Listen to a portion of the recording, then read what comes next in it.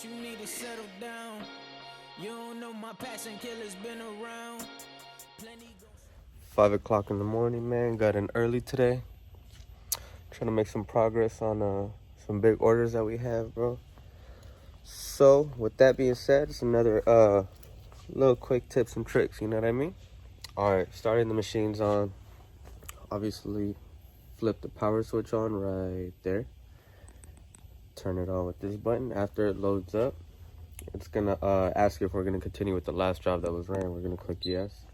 So I'm gonna display a little example. You gotta take your time hooping, man. You could never really rush anything in the industry, let alone embroidery. It's super fragile.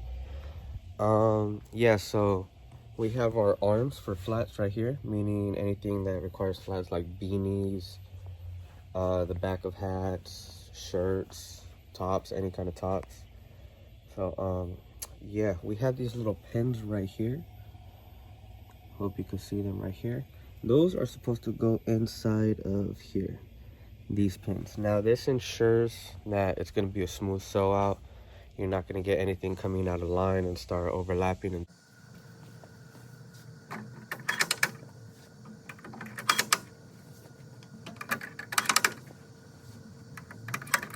so right now I am throwing the garments on. Now pay attention right here when I throw this last one on. There's usually a clicking sound. That's usually the pins going inside the little marks on the actual hoop. So you insert it.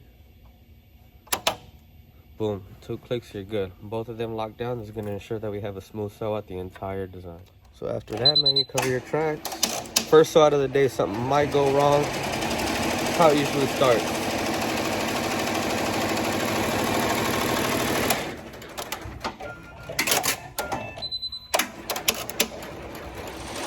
Now right here's where all your information is. We're going at 770, that's the speed of the machine.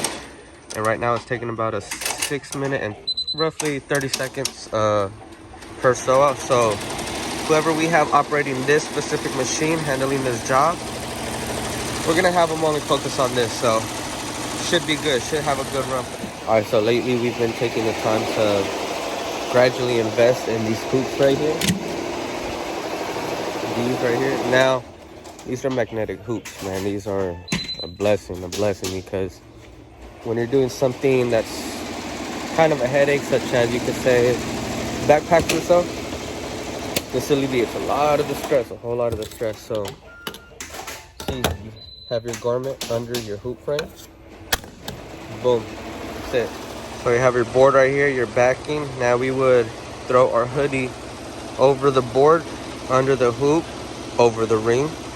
You would push down, it'll lock in, pop off, you're good to go. Let me give you a quick demonstration. If you don't have your backing, you could accidentally get a bird's nest under, right above the bobbin, still inside the arm, and trust me, those are a headache. We don't like dealing with this.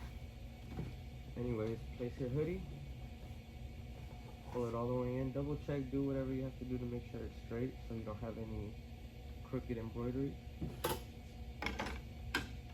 So immediately, I know it's a little too low.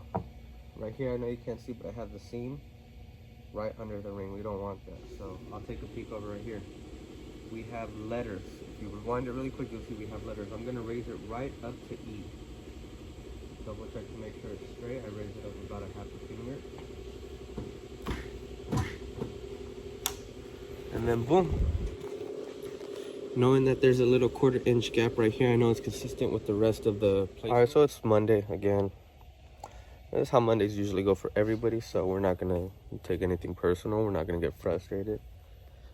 Shows an error D25. I have an error somewhere along the thread, so let's take a look. We identify it as this head because the light is flashing. Take a look at this.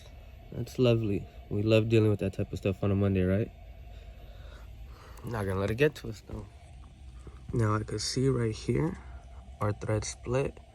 It's starting to crinkle up. If you take a look, still right there. You see that clump at the bottom? That is no good. All right, so cutting the thread, I'm gonna pull it from above the needle. Take it out.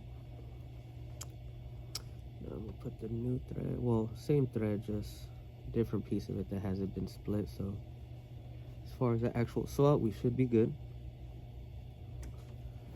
Run it, clip it. All right, we're good to go. Now it's time to salvage this hoodie. So I could see, let's see what happened here.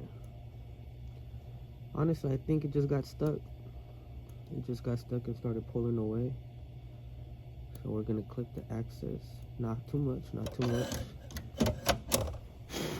Here's the trick of the trade that people will say it's too risky, you'll damage your garment, this and that, this and that. So after you get done trimming all the excess thread that had gotten loose, ruining your design, finish cleaning it up right here.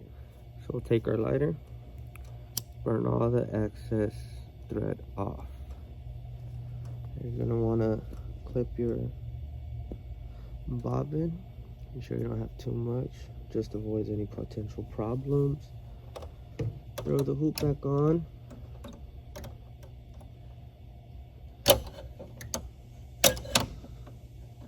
So my thread popped out again, so I'm gonna just double check.